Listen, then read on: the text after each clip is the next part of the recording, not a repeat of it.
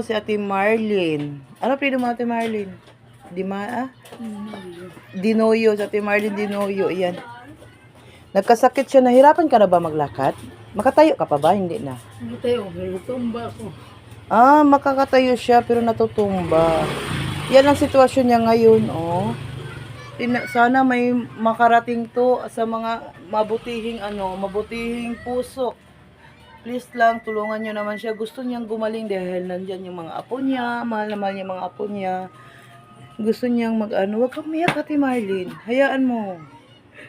Sana matulungan nyo siya kung sino may mga mabutihing puso nga makauwi siya sa kanila sa labason.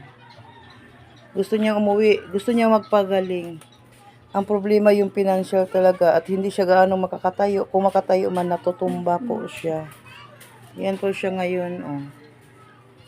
Hanggang iyak lang siya. Wala namang nakakatulong dahil apikid. Mahirapan din yung iba.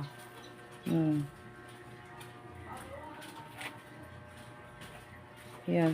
Lagi lang siya nagtambay dito sa hagdanan nila dahil hindi nga siya makakatayo. Yan. Yan siya. Sana po matulungan niya siya. At sana makakauwi. I-wish ko lang talaga sa kanya makakauwi siya sa kanila. Makakauwi siya sa kanila para doon na lang siya magpahinga magpahinga siya, makarelax siya at gumaling pa siya. Kasi gusto talaga niyang gumaling.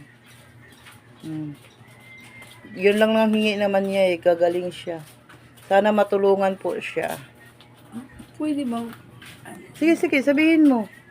Yung sinasabi mo bang mga lamot, pwede ba? Oo.